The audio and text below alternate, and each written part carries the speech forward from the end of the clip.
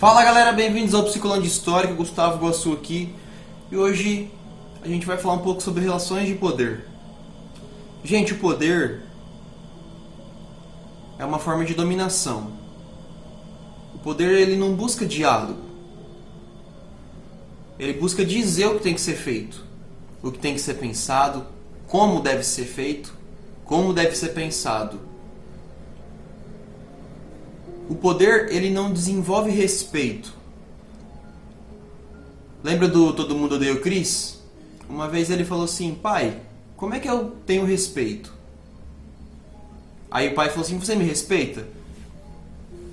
Aí ele falou sim. Aí o Julius: e se não me respeitasse, o que aconteceria? Ah, você quebraria o meu braço. Aí o Julius falou assim: mas isso não faria com que você tivesse respeito, mas tivesse medo. Quando se tem respeito, não tem medo.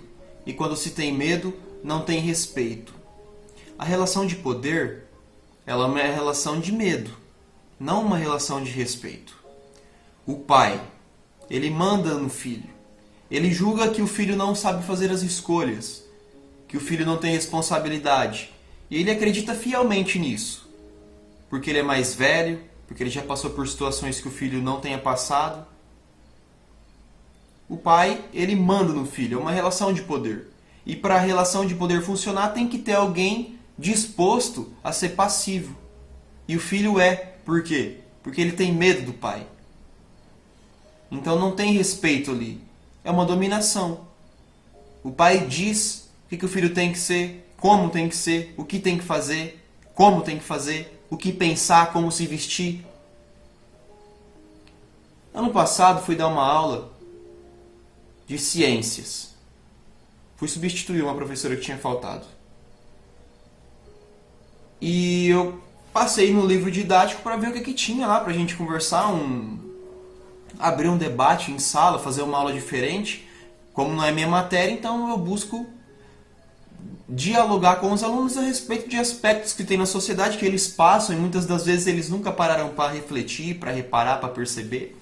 E tinha uma página no livro didático sobre aborto. E eu comecei a discutir a respeito do aborto com os alunos. A gente leu o texto indicativo lá a respeito do aborto. Aí eu comecei a fazer algumas perguntas, algumas discussões. Uns dias depois, a diretora me chamou na sala e disse que eu não podia mais falar de aborto em sala, porque um pai ligou na escola reclamando. E ainda ela não acreditou que o material estava no próprio material que os alunos tinham. Ela não acreditou em mim, ela achou que eu estava falando lá por falar. Daí eu peguei o livro didático e eu falei aqui, ó, tem aqui no livro didático. Ela tentou exercer a relação de poder que ela tem comigo, porque o diretor manda no professor. E o pai, querendo ou não, manda em tudo ali, porque os alunos estão na escola. Mas a questão é, o pai não viu minha aula. Nem o diretor viu minha aula. Mas o aluno, o filho do pai, foi conversar com ele na sala de jantar. E o pai, como ele não aceita que o filho pense por si só, ele não estava aberto a entender, a compreender o que o filho tinha aprendido naquela aula. E ele achou ruim. Por quê? Porque vai contra tudo aquilo que o pai, a forma com que o pai educa o filho. Muitas famílias tratam de aborto, meu Deus, como uma abominação. Totalmente errado. A gente pode voltar para Kant. Kant diria que quando a gente vai analisar uma ação do outro, eu não posso tomar como parâmetro a minha ideia de moralidade. Eu não posso falar, por exemplo, que o aborto é errado na visão de Kant, pelo que eu acredito ser certo ou errado. Eu tenho que entender o aborto naquela situação, o aborto como aborto. Então, para Kant, eu não julgaria o aborto como errado. Primeiro que eu não vivo o aborto, não sou eu que faço. E segundo, se eu julgasse como certo ou errado essa atitude, seria pelos meus ideais, pelas formas das quais eu fui criado, fui estudado e assim por diante. Na forma com que eu me desenvolvi na sociedade, com a visão da estrutura familiar que eu recebi, ou religiosa. Então, comecei a conversar com a diretora e falar: o aborto existe na sociedade.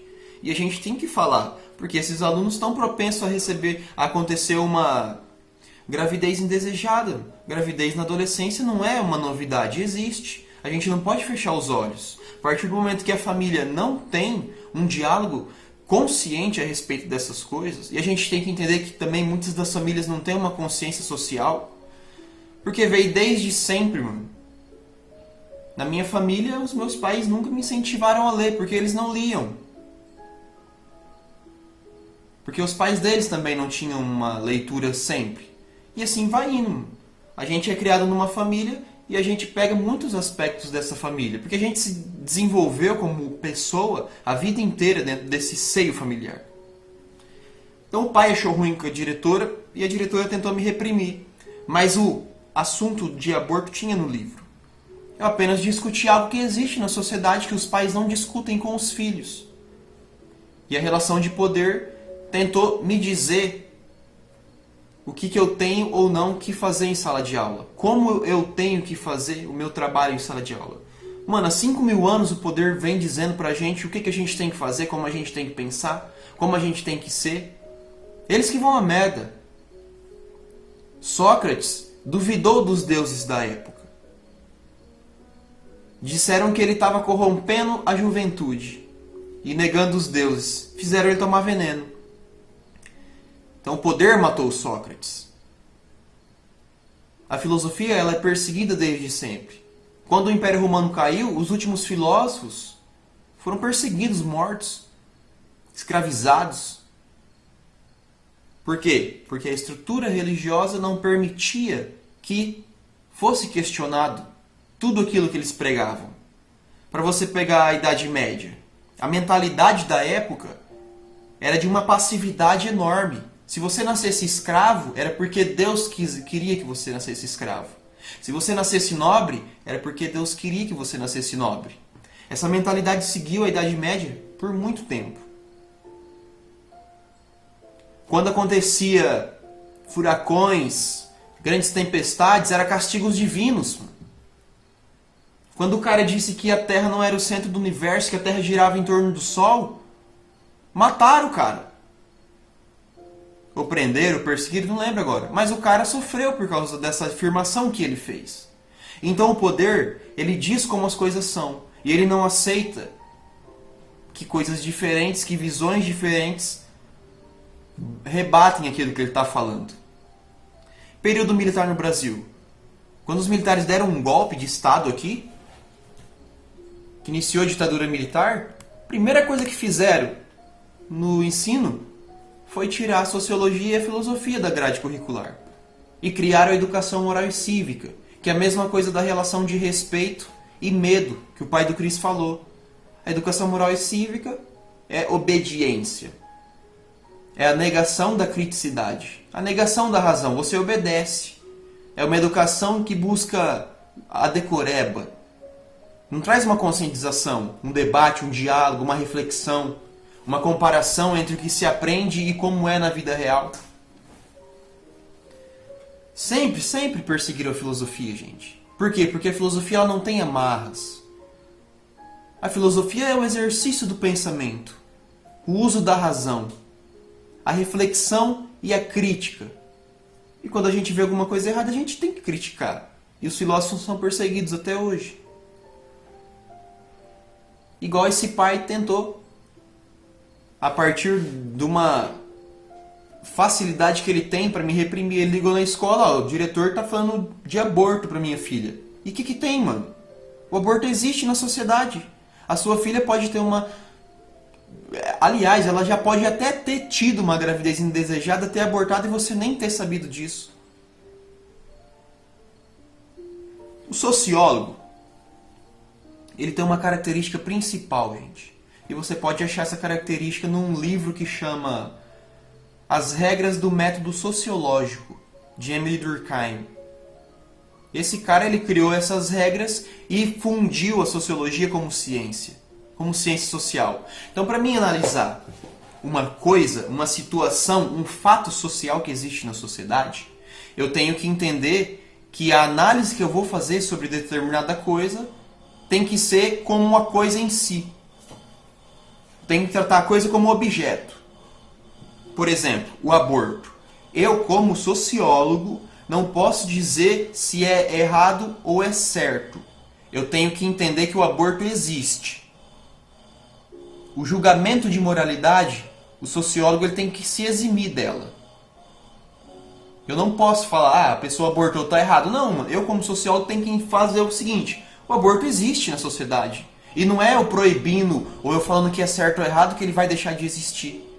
Então o sociólogo ele pega um fato que existe na sociedade e tenta entender como um fato em si.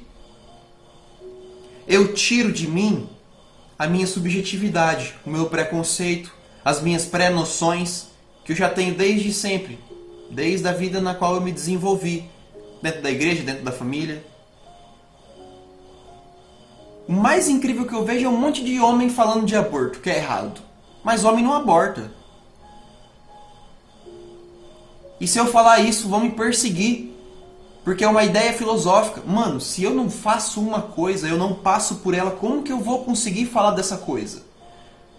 O aborto, ele transforma os sentimentos da mulher de um jeito. A mulher se afeta por aquilo. E eu não consigo sentir o que ela está sentindo, porque eu sinto as minhas coisas. Logo, e é a lógica, eu não posso falar daquilo, julgando o que a mulher está sentindo ou o que ela fez, porque eu não passo. E como sociólogo eu tenho que entender que o aborto vai continuar acontecendo, porque ele é um fato que existe na sociedade. E isso a gente aprende na universidade de sociologia. E para você conseguir ter uma postura de sociólogo, de filósofo, de historiador, você tem que entender o seguinte: o que você pensa como homem, você não pode transmitir para aquilo que você vai estudar ou observar. E você tem que ter coragem para lutar contra os seus ideais de vida, sobre os conceitos, as visões, opiniões que você teve desde sempre. Aliás, que talvez não seja nem sua, seja um dos seus pais. Sociedade dos Poetas Mortos. Já assistiram esse filme? Só pra gente acabar, pra vocês entenderem. O menino queria ser ator. Só que o pai falava assim: não, como assim? Eu não tive a oportunidade de estudar. Eu tô pagando o seu estudo, você tem que ser médico. Você tem que ser advogado, é o sonho da sua mãe, você vai decepcionar sua mãe. Usando de artimanhas psicológicas pra fazer o cara que quer ser ator, o cara que tem um sonho, se sentir culpado. Não, mas você não sabe o que você quer. Depois que você fazer a universidade que a gente está escolhendo para você, aí você pode fazer as suas escolhas. Aí já é tarde, gente. Os jovens, para os adultos, os jovens são irresponsáveis. Não sabem fazer escolhas, mas eles sabem. Só que os pais, eles não querem aceitar. Por isso que eles têm uma relação de poder com os filhos. E por isso que os filhos não respeitam. Por causa do poder. O respeito só vem a partir do diálogo e da compreensão. E o poder, o diálogo e a compreensão não são aceitos. É igual a escola militar. Você obedece. O que você aprende no exército? Obedecer. Sim, senhor. Não, senhor. É assim no enquadro, mano. No enquadro, se a polícia te pegar e você não tem como conversar. É sim, senhor e não, senhor. Senão os caras te batem. Poxa, já recebi um monte de enquadro, mano. Já recebi enquadro sozinho com um monte de gente. Um homem com mulher. É sim, senhor, não, senhor. É obediência. É o poder comandando as ações humanas. E o poder, ele não tem espaço para conscientização. Então, quando a polícia me fala no enquadro, sim, senhor, não, senhor, eu quero dialogar, provavelmente eu vou levar um esporro ou uma violência física, verbal com certeza. Mas não tem, como que eu posso dizer, uma forma de diálogo, uma forma de você conseguir dialogar. Por quê? Porque a polícia é treinada para ouvir, obedecer e para falar sim, senhor, não, senhor, para o seu sargento. E o sargento fala sim, senhor, não, senhor, para o seu comandante. E assim por diante. A relação de poder, ela não tem espaço para conscientização. E é contra isso que a gente luta, como filósofo, como sociólogo, como historiador. A gente entender essas relações de poder que existem na sociedade desde sempre. Volta para Sócrates, teve que tomar remédio porque duvidou dos deuses da época. Na Idade Média, o cara falou que a Terra não era o centro do universo, o cara morreu. Foi perseguido, preso, escravizado, sei lá. Mas perseguido foi. Então a relação de poder ela existe para fazer com que o ser humano deixe de ter as próprias vontades. Faça ele deixar de sonhar. Bom, é isso. Curte o vídeo, compartilha, se inscreve no canal, ativa o sininho e a gente vai conversando algumas outras mais vezes. Rausch.